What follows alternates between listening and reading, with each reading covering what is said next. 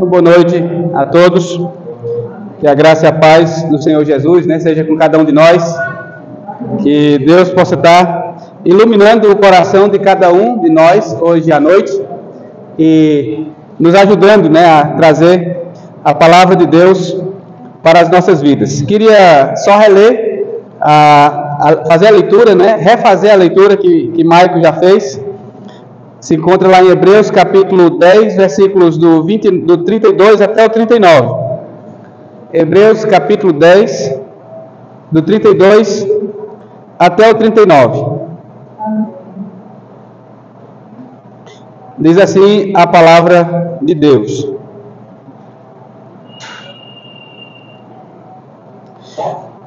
Lembrem-se dos dias passados. Agora em outra versão, para a gente ampliar aí a nossa compreensão do texto. A versão que Maico trouxe não é uma versão bem interessante, e agora eu trago na outra versão, na versão Almeida e atualizada,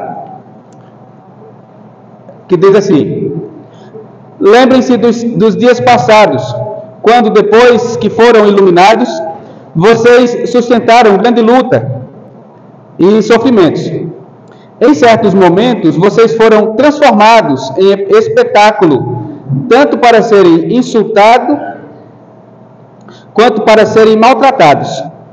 Em outros, vocês se tornaram coparticipantes com aqueles que foram tratados assim, porque vocês não apenas se compadeceram dos encarcerados, mas também aceitaram com alegria a expoliação de seus bens, porque sabiam que tinham um patrimônio superior e durável. Portanto, não percam a confiança de vocês, porque ela tem grande recompensa. Vocês precisam perseverar, para que, havendo feito a vontade de Deus, alcancem a promessa. Porque ainda dentro de pouco tempo, aquele que vem virá, e não irá demorar. Mas o meu justo viverá pela fé, e se retroceder, dele a minha alma não se agradará. Nós, porém, não somos dos que retrocedem para a perdição, mas somos da fé, para a preservação da alma. Oremos. Senhor Deus e amado Pai, ajuda, Senhor, a todos nós hoje à noite a entender melhor a Tua palavra e a aplicá-la em nossas vidas. No santo nome de Jesus, amém. Hoje à noite, nós vimos um relato, do pastor falando sobre os cristãos que estão sofrendo lá na janela 10/40, sofrendo perseguições e açoites, mortes, prisões. E a leitura que nós fizemos aqui nunca foi tão atual, em relação a esses sofrimentos. E aqui em Hebreus, novamente, nesse último trecho do capítulo 10, nós vamos estar conversando um pouco sobre esses aspectos, não só do sofrimento dos cristãos que eles tiveram que suportar por conta do Evangelho. Aqui no trecho diz, por conta de terem sido iluminados, recebido a luz de Deus, na versão que Maico leu.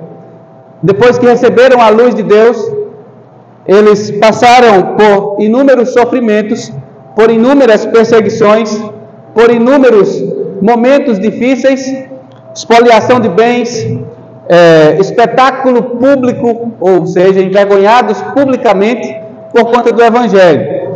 E aqui, irmãos, é o encerramento desse capítulo 10, e o capítulo 10 se encerra com um versículo muito interessante, que nós não somos daqueles que retrocedem para a perdição, mas somos dos da fé para a conservação da nossa alma.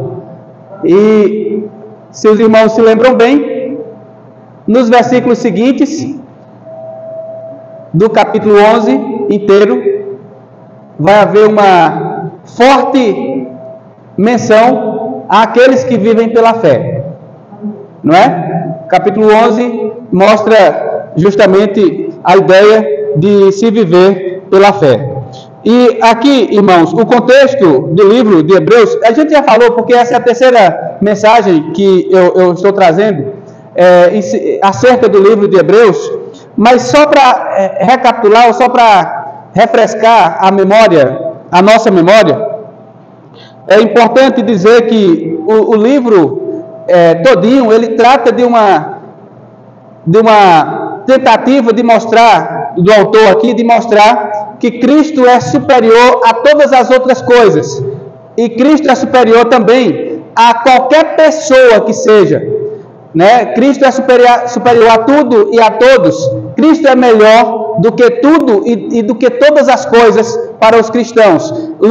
Na primeira parte de Hebreus, do capítulo 1 até o capítulo 10, o autor se dedica a mostrar essa realidade, que Cristo é melhor do que todas as outras coisas que existem na face da terra. E ele cita alguns aspectos. Ele diz que Cristo é melhor e maior do que os anjos, Cristo é maior do que os sacerdotes, Cristo é maior do que Moisés, Cristo é maior do que tudo. Cristo é tudo em todos, vamos dizer assim, né? Então, no capítulo 10, aqui há uma aplicação prática daquilo que o autor está querendo trazer, para que a gente possa viver e cuidar uns dos outros, né? E se os irmãos lembram bem, na mensagem passada, na passada que eu digo, né, na que eu tive a oportunidade de estar aqui, nós falamos sobre três atitudes que o cristão deve ter em relação a Deus e em relação aos outros, que é cuidar, que é fortalecer uns aos outros, tendo ousadia para pregar o Evangelho, se aproximando, né, de Deus com sincero coração, com a certeza de fé, tendo o coração purificado da má consciência e também guardando a confiança, ou guardando firme a confissão que fez um dia, segurando com firmeza aquela confissão que já fez em algum momento da vida.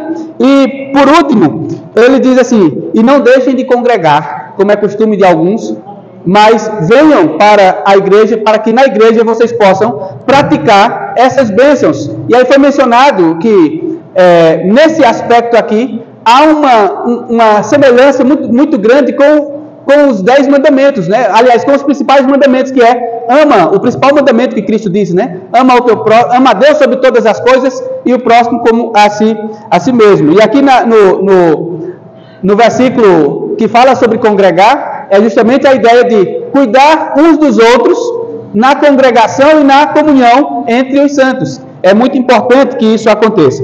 E aqui nesse outro aspecto, o contexto do livro em si é animar cristãos judeus que são perseguidos. Lá naquele momento, os cristãos eram perseguidos pelos opositores do Evangelho, pelos opositores do cristianismo.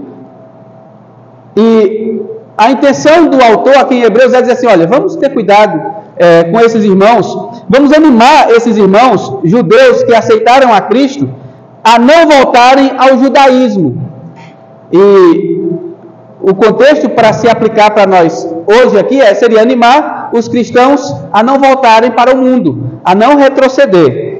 Mostrar que Cristo é superior a tudo o que havia no Antigo Testamento. E aí, como foi citado, sacerdotes, sacrifício, Moisés, alianças, anjos, Cristo é superior a tudo e a todos.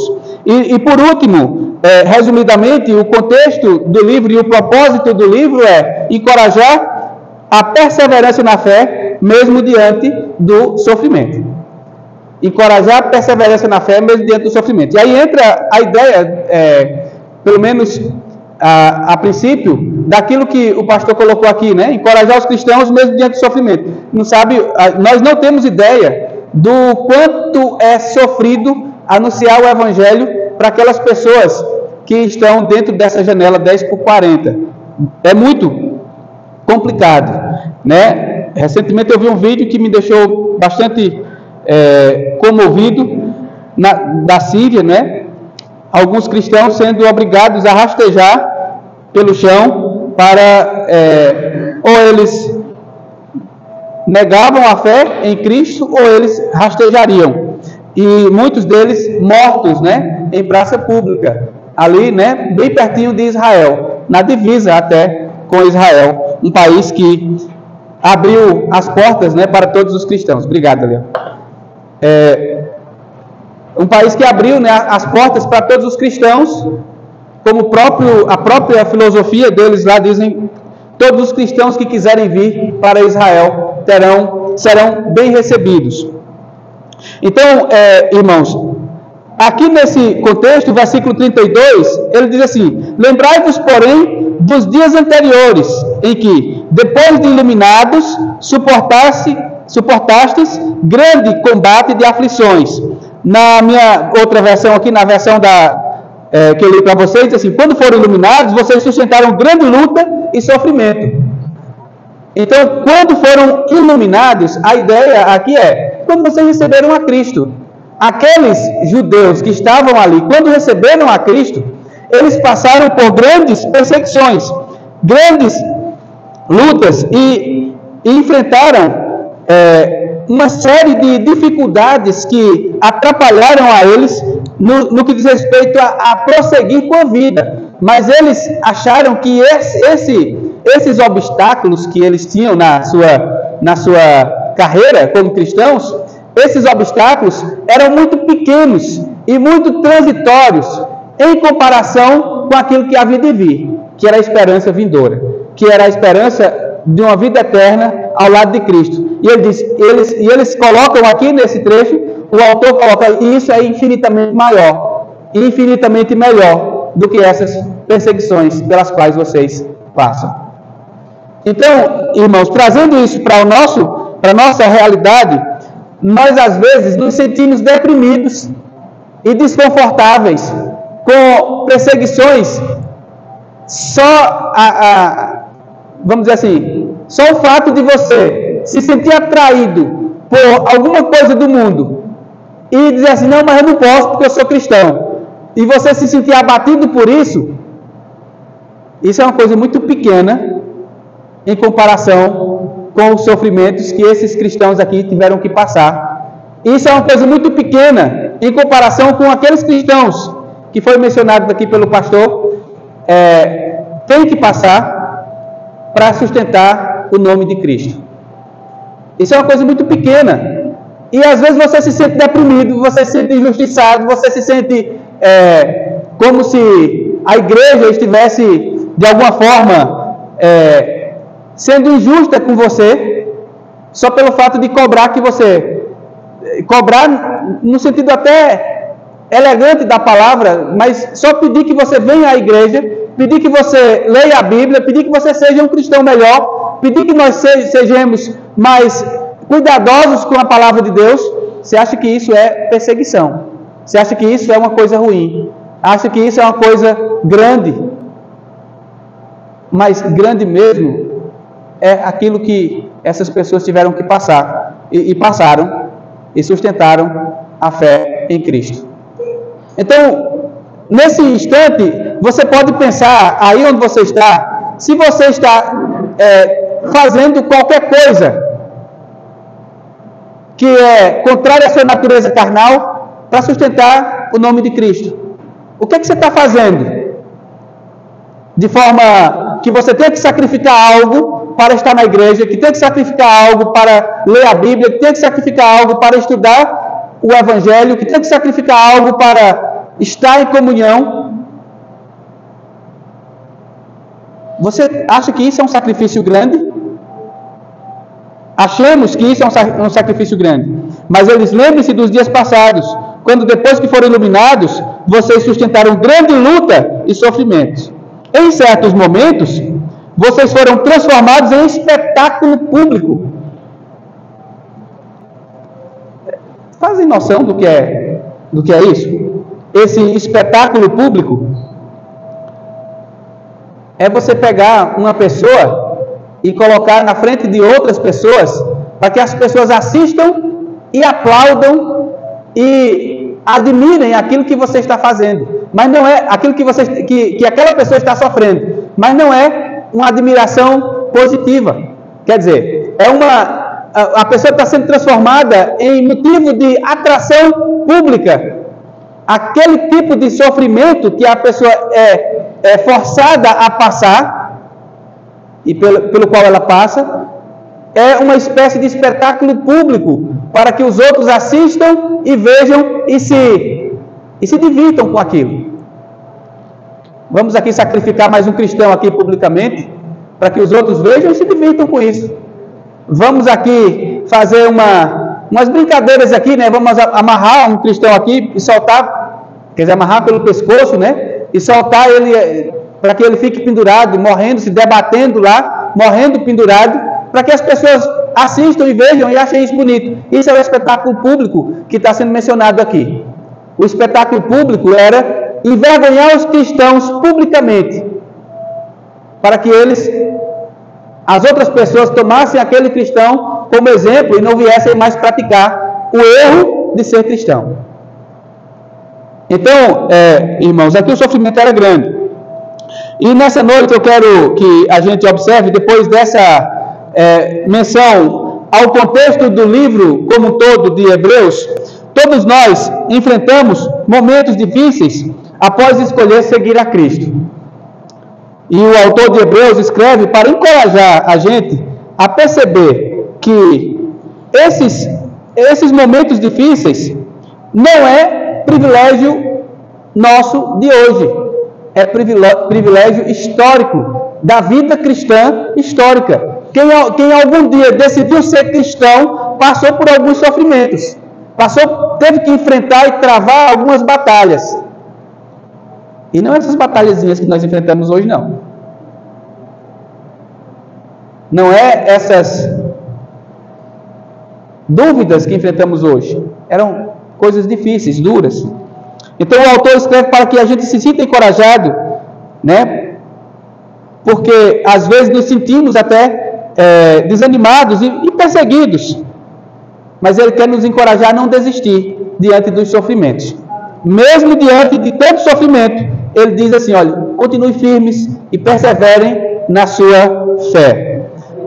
Assim como eles, somos chamados a preservar com fé, olhando para a promessa de Deus. Então, irmãos, vamos discutir hoje à noite 3 pontos que eu considero que são importantíssimos para a gente seguir uma vida cristã mais forte e mais firme ao lado de Cristo. O primeiro ponto é: lembre-se do que Deus já fez por você. Lembre-se do que Deus já fez por você.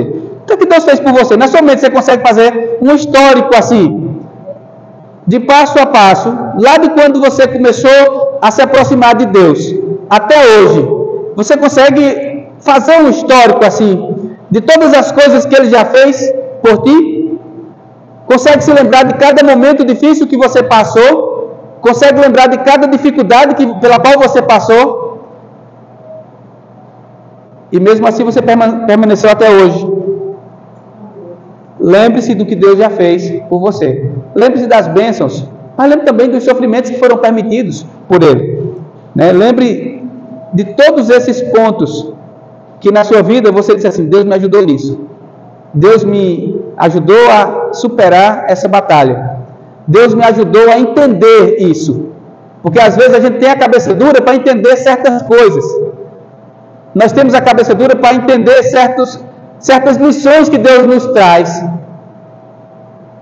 E essa cabeça dura nos leva às vezes a tropeçar, e em alguns momentos até cair.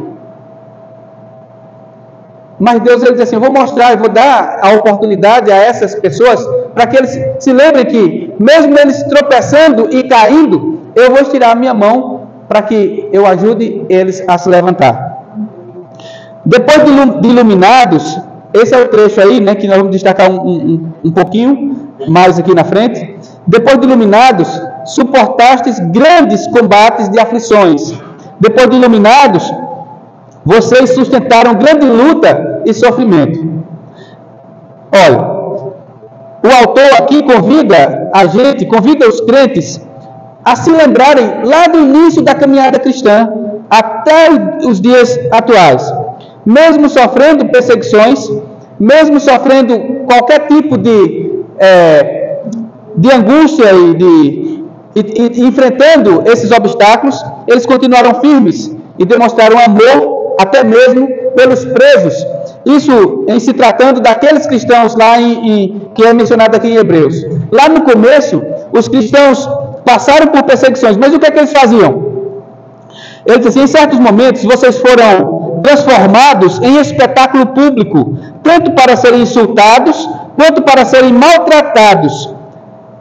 Em outros, vocês se tornaram coparticipantes com aqueles que foram tratados assim. Olha, coparticipantes, aqui eles participaram juntos. Lembra dessas palavras que aparecem hoje em dia, que vocês com certeza conhecem, né? Cooperação, coparticipar, colaborar.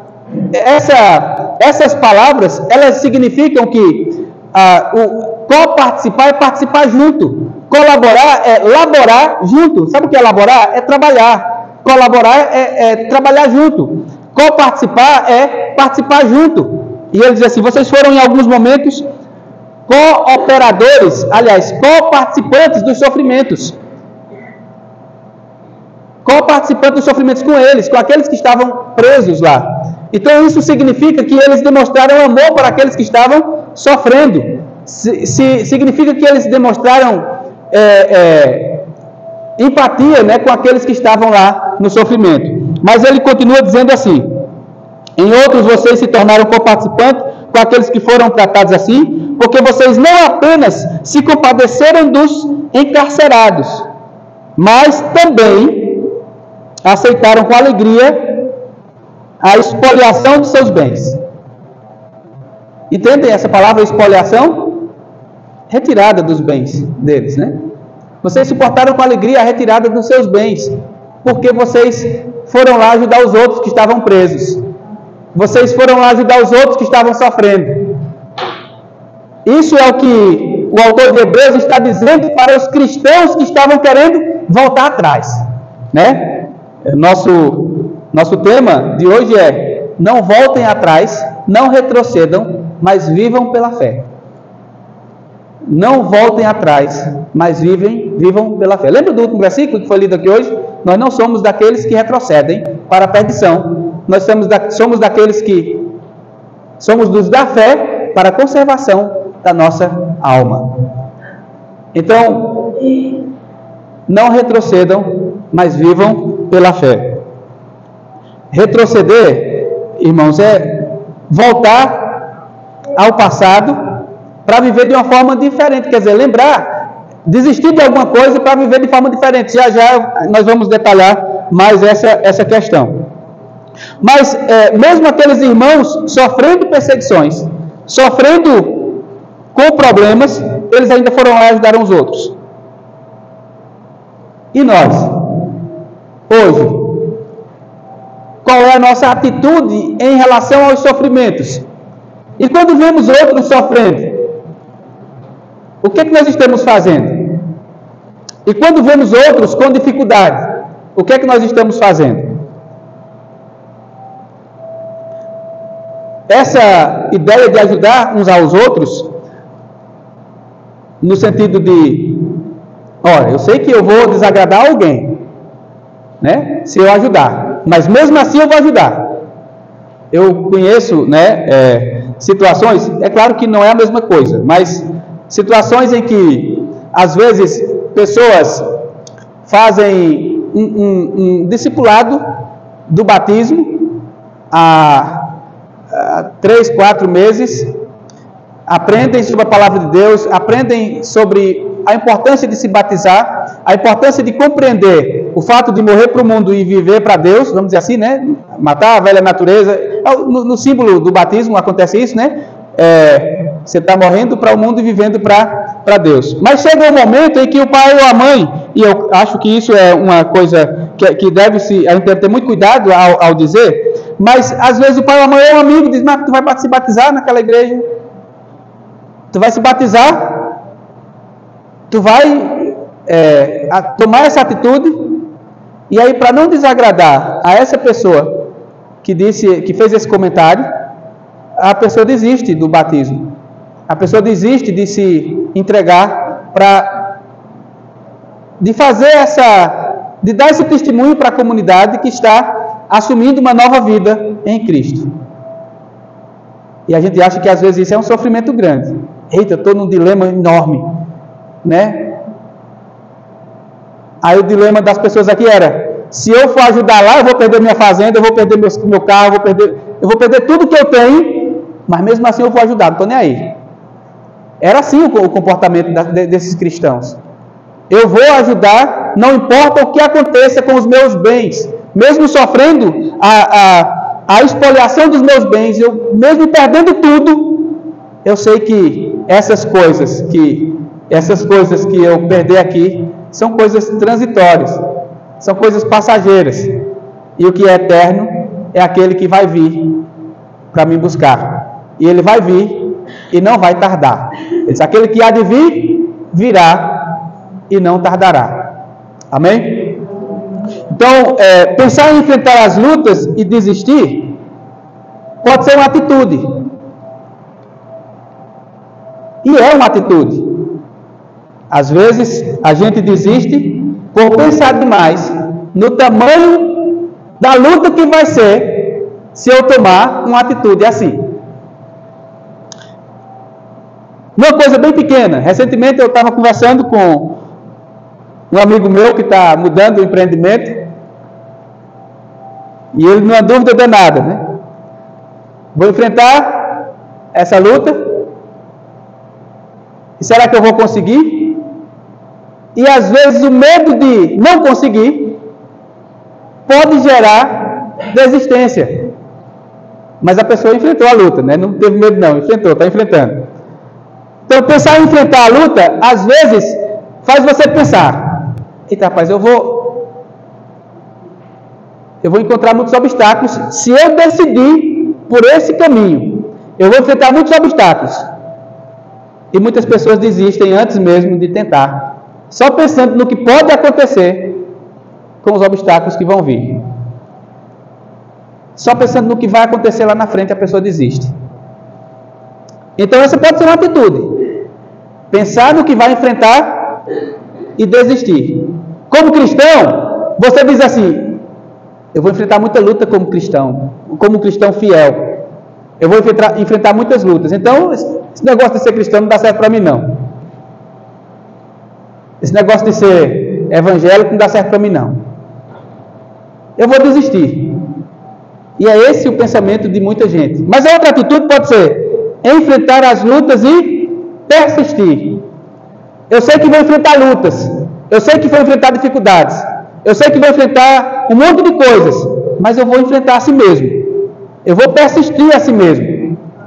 E eu vejo isso em dois aspectos que são marcantes para a vida de qualquer pessoa: o aspecto profissional e o aspecto espiritual.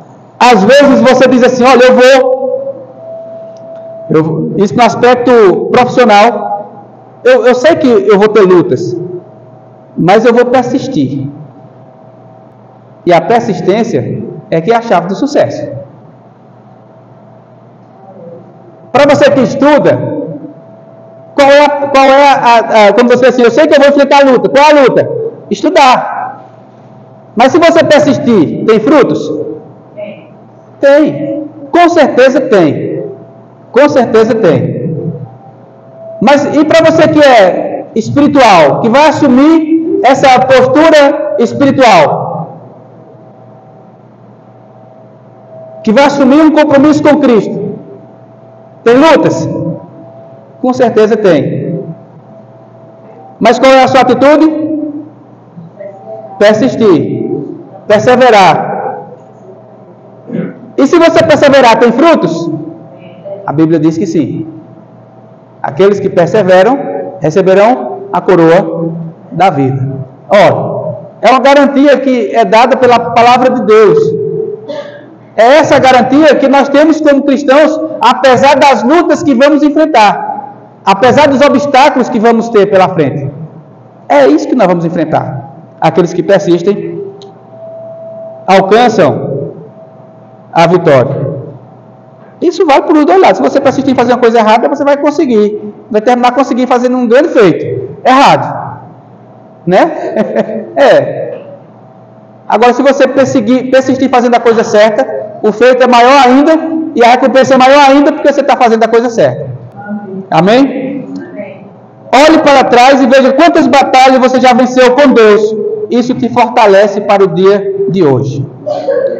Não olhe para trás para pensar nas dificuldades e desistir, mas olhe para trás e pense: Deus já me ajudou até aqui e eu vou conseguir vencer todas as batalhas que vierem pela frente.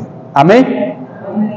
O segundo ponto que está dentro desse primeiro ponto: não abandone a sua confiança. Não abandone a sua fé. Eu volto lá para o versículo de novo, né?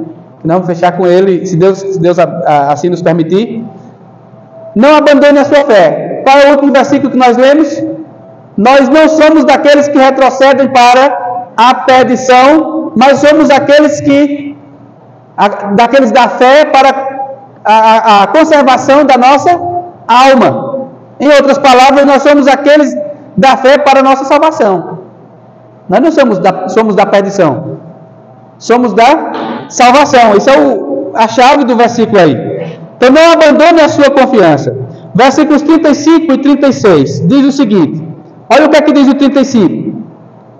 Portanto, não percam a confiança de vocês, porque ela tem grande recompensa. Não percam a confiança de vocês, porque ela tem grande recompensa.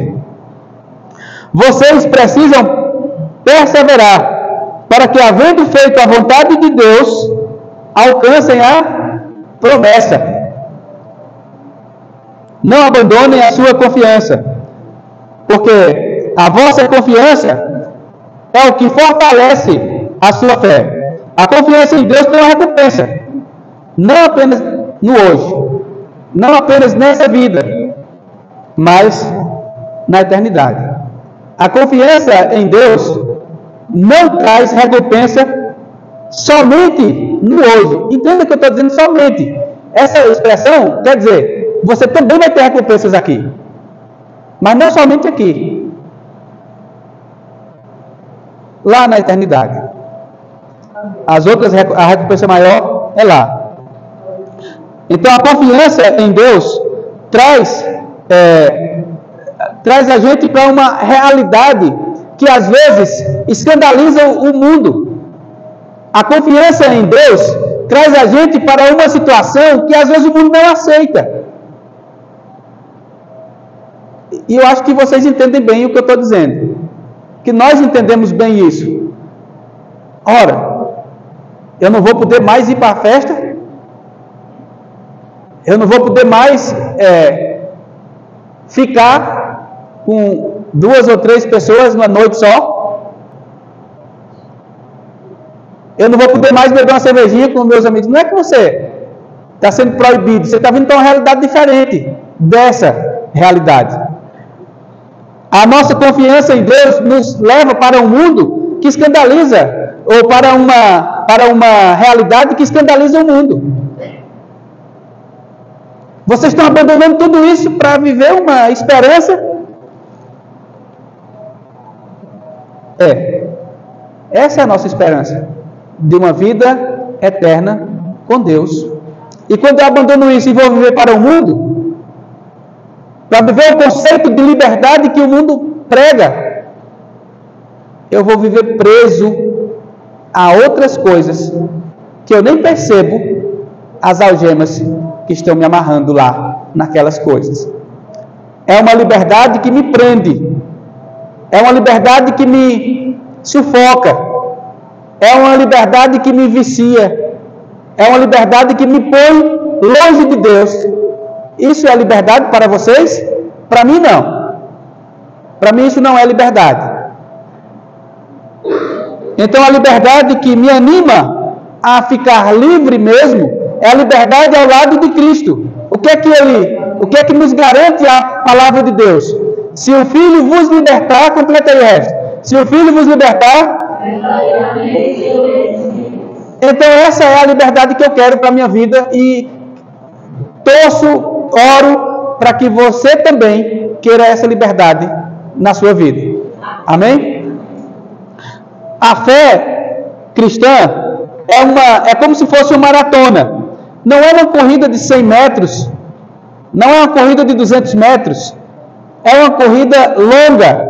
Para quem tem noção do que é uma maratona, ela é pouco mais de 42 quilômetros. Mas você já experimentou correr 1 quilômetro? É fácil? Não. Você já experimentou correr 2 quilômetros? Também não é fácil. Agora imagine, eu vou correr 42 quilômetros, né? Tem aqui Dedé que corre aí, né? Tem condições de correr 42 quilômetros. Ele sabe que não é fácil. Ele consegue correr 42 quilômetros, mas sabe que não é fácil.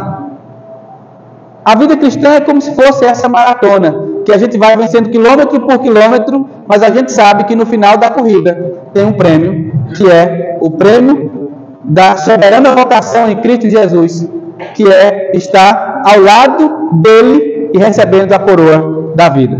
Amém. O desânimo não deve ser uma constante em nossas vidas. O desânimo deve ser momentâneo, somente até o momento em que eu me lembrar daquilo que Cristo tem prometido para mim. O desânimo deve ser somente nesse aspecto, né? Então, Luiz, Lael, Halley, o desânimo é isso, né? Você desanimar da fé cristã é isso. É você enfrentar desafios.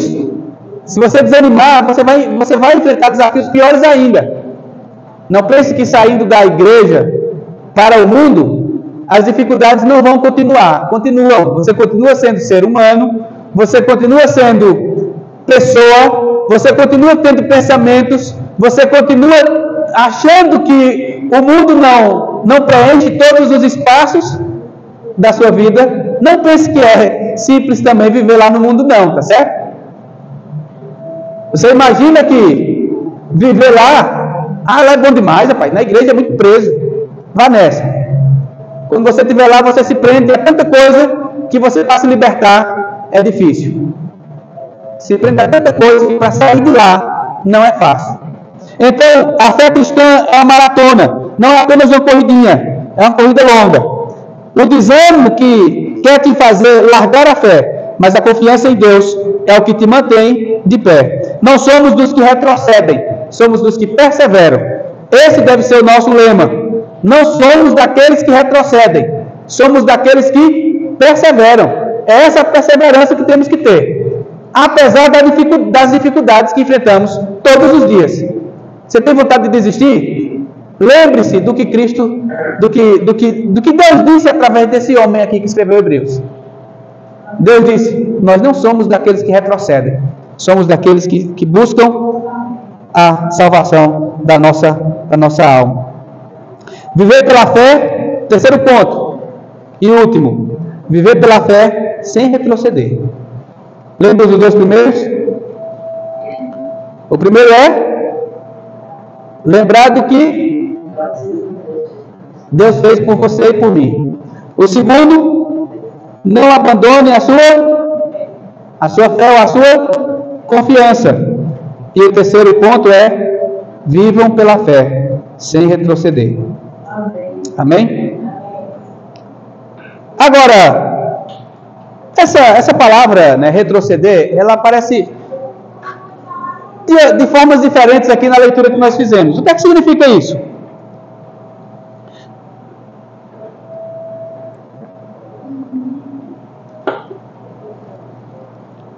O que é retroceder? Retroceder é recuar, voltar atrás, encolher-se, abandonar alguma coisa para seguir outra, desistir. Retroceder é voltar atrás e dizer assim: eu não quero mais seguir daquela forma, eu vou seguir de outra agora. É exatamente sinônimo da palavra apostasia. Você sabe, apostasia, essa palavra também aparece na Bíblia, né? Aqueles que apostatam da fé. É até um palavrão no meio cristão, apostatar, né? Fulano apostatou, né? É aquela coisa, né? Não é positiva a palavra. E apostatar, literalmente, significa abandonar uma crença para seguir outra crença. Ou seja, se você seguia a Cristo, você deixou de seguir a Cristo, passou a acreditar em outra coisa e disse: eu vou acreditar em outra coisa agora. Isso é apostatar. É afastar-se daquela fé original, da fé primária, que é a fé em Cristo. Se separou daquilo e foi para outra coisa. É a mesma coisa de retroceder. É sinônimo aí dessa palavra. Recuar, encolher-se, abandonar, desistir da fé. Então, o contexto aqui é,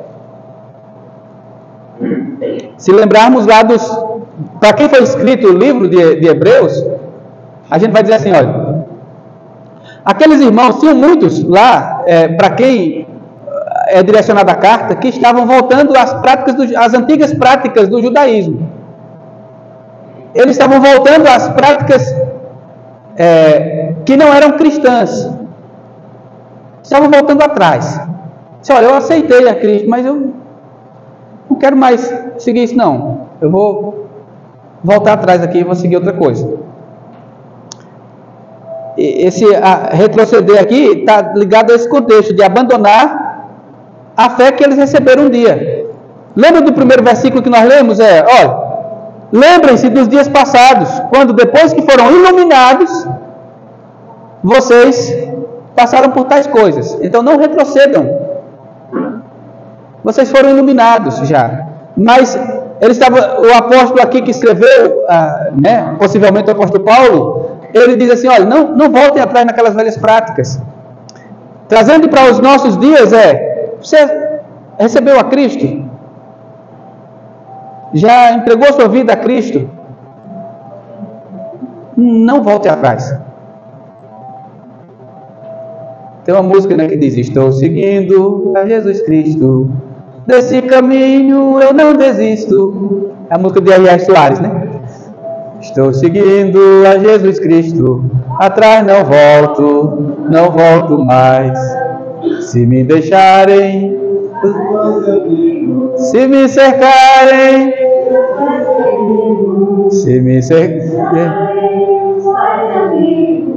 atrás não volto. Amém. Então esse é o nosso lema, né? Atrás não volto mais. E existem muitos versículos bíblicos que nos encorajam a não voltar atrás nesse sentido. Lembre-se que eu estou falando aqui no sentido de retroceder, irmão. Se a gente for pensar em arrepender-se, arrepender também não é voltar atrás de alguma coisa, só que não é a mesma coisa de retroceder.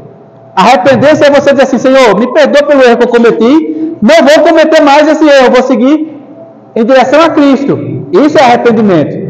Retroceder Cristo não é mais o meu alvo, eu vou voltar atrás das minhas velhas práticas do passado e vou cometer toda sorte de impureza e coisas ruins.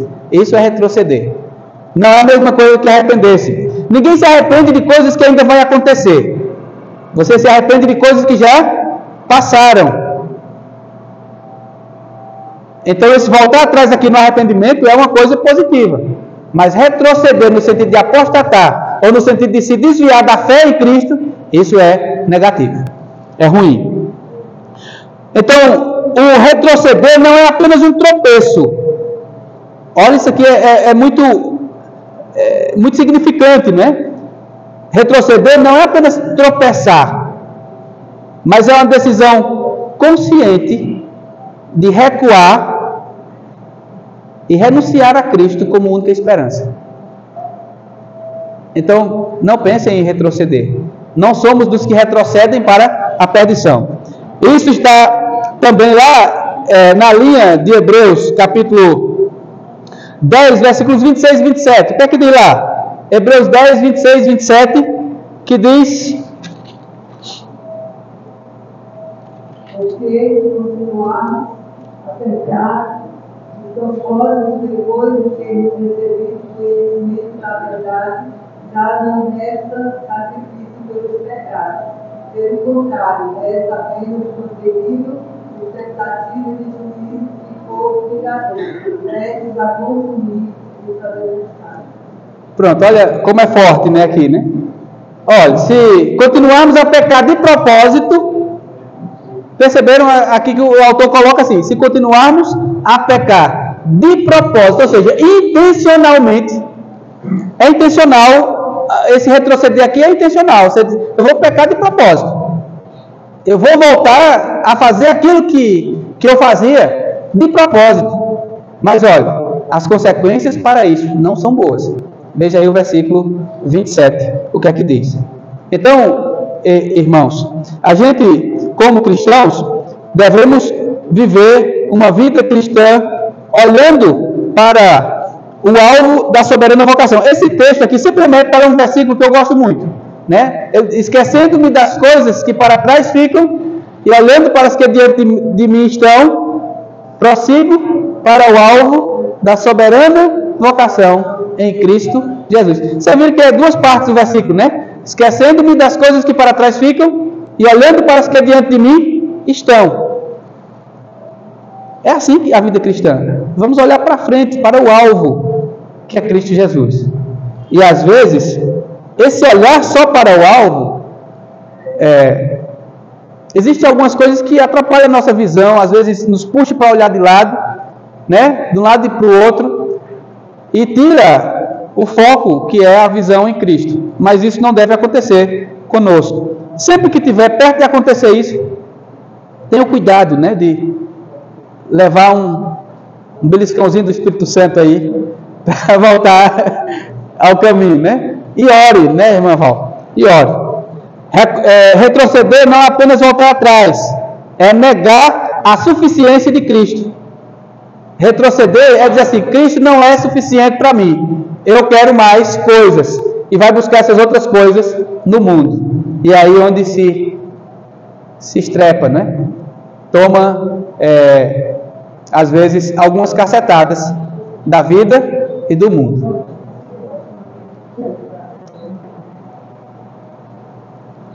No caso dos cristãos lá, retroceder era voltar ao sistema judaísmo, né? Quer dizer, ao sistema judaico. No caso nosso é voltar para o mundo. Esse caminho de retroagir leva à perdição, pois fora de Cristo não pode haver salvação de ninguém. Fora de Cristo não há salvação. João 14,6, quem sabe decorado? Eu sou.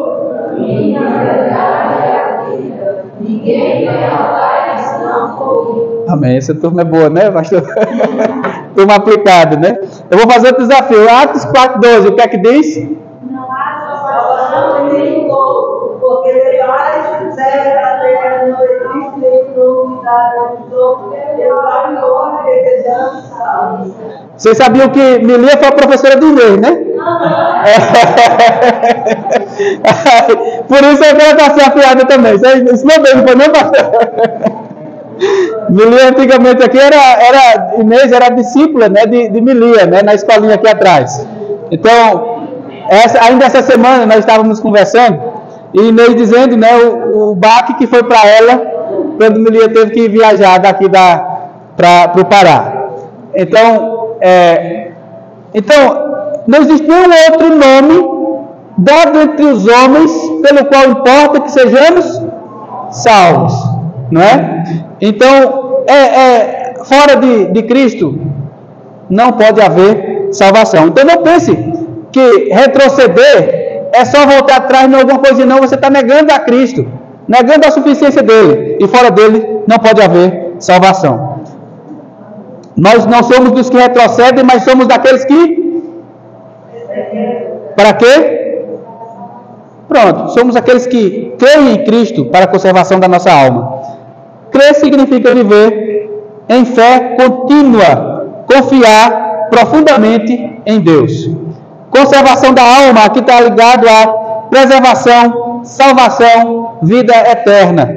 E para chegarmos para a conclusão, a fé aqui não é um evento isolado, mas uma postura consciente de confiança em Deus. É uma postura permanente de confiança em Deus. Eu confio em Deus sobre todas as coisas. Eu confio em Deus para guiar a minha vida, para me direcionar nas minhas escolhas. Eu confio em Deus, mesmo que as minhas escolhas de agora, quer dizer, mesmo que eu tenha que escolher agora, não seja aquilo que eu quero escolher, mas eu confio em Deus que Ele vai me dar a coisa certa quando eu fizer, de acordo com a escolha que eu fizer. Porque eu estou fazendo a escolha confiado na palavra dEle. Então, confiar em Deus, mesmo em meio à dor, mesmo em meio à oposição e mesmo em meio aos escárnios que o mundo lhe propõe, né? Ou lhe proporciona, lhe oferece. O verdadeiro crente não retrocede, porque sua vida está fundamentada em Cristo. O verdadeiro crente tem uma fé perseverante, mesmo quando tudo ao redor diz para ele desistir. E o verdadeiro crente continua lutando, vencendo as lutas diárias, mesmo sabendo que a cada luta que ele enfrenta, vão surgir outras lutas, às vezes até maiores, mas com Cristo somos mais que vencedores. Não importa a conclusão, não importa quão difícil seja a caminhada, Deus te chama para perseverar. Lembre-se de onde Ele te tirou. Tirou do mundo, do lamaçal de pecados e te trouxe para a sua maravilhosa luz. Antes, vocês não eram iluminados, mas agora, todos nós somos iluminados pela palavra de Deus. Ele nos tirou do império das trevas e nos trouxe para o reino do Filho do seu amor. Lembre-se de onde você estava e onde você está hoje. Mantenha a sua confiança viva pela fé e continue avançando. Está cansado? Estamos cansados? Pensando em desistir? Deus lembra a todos nós hoje: você não é dos que retrocedem. Há uma promessa, uma recompensa, uma vida eterna esperando por você e por mim.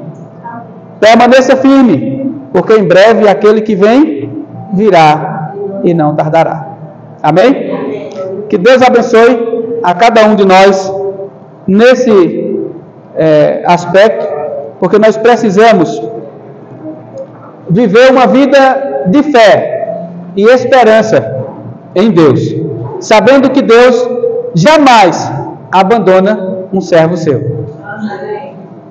Que Deus nos mantenha firmes e fortes para vencermos todas as batalhas que enfrentamos no dia a dia como cristãos. Vamos orar. Em seguida eu convido o pastor para vir dar os avisos finais.